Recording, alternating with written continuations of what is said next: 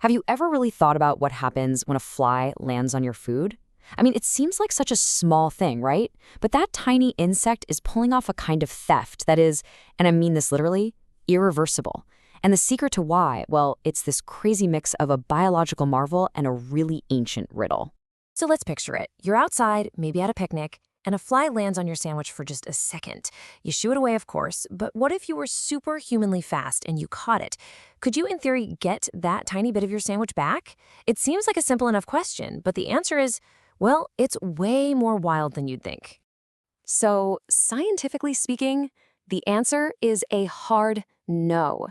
Absolutely not. And it has nothing to do with how fast the fly is or how small the crumb is. The real reason is just bizarre. It's a biological process that happens faster than you can even blink. Okay, so to get why that piece of food is gone for good, we gotta look at how a fly actually eats. See, they don't have teeth or little jaws for chewing. No, their whole deal is more like a chemistry experiment. The fancy scientific term for this is extracorporeal digestion. Extracorporeal, it literally just means outside the body. And yep, you heard that right. The fly digests its food before it even eats it. The whole process happens externally, right there on your sandwich. So here's how it all goes down, step by step. First, the fly lands. Then, it basically throws up. It regurgitates this super potent cocktail of digestive enzymes right onto the solid surface. And these enzymes, they don't waste any time. They instantly start breaking down the food, turning that solid crumb into this liquefied goo.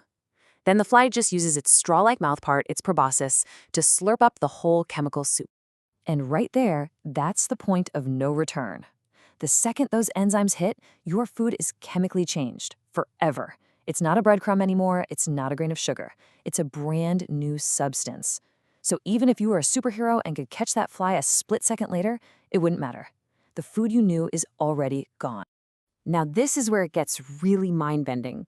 This super specific, kind of gross biological process, the one we've only really understood with modern science, appears to be described with shocking accuracy in a text that's over 1,400 years old. Here it is. This verse is talking about idols, saying that if a fly were to take something from them, they'd be powerless to get it back. Now, pay close attention to the wording. They could not recover it. It doesn't say it would be difficult or tricky. It says it would be impossible. Okay, so the obvious question is, isn't this just a metaphor, right? Just a poetic way of saying flies are fast and annoying and these idols are useless. And you know what? That's a totally fair question. To really dig into that, we need a point of comparison.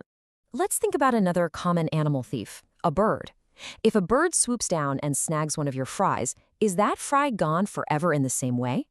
The fact that this ancient text specifically singles out the fly and not another creature is what makes this so compelling. And this is where it all just clicks. Look at the difference. A bird's theft is physical.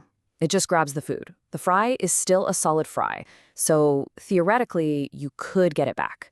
But the fly's theft, that's a chemical process. The food goes from solid to liquid instantly. Recovery isn't just hard, it's impossible, because the original object doesn't even exist anymore. So this totally reframes how we should see the fly, doesn't it? It's not just a pest, it's a high-speed chemical thief, performing a transformation so fast that it's basically invisible to us. The reason you can never get that crumb back is because the fly doesn't just steal your food.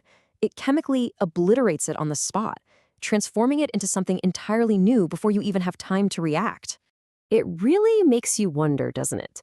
This remarkable biological process, precisely echoed in an ancient text, was right there in front of us the whole time, in one of the most common creatures on Earth.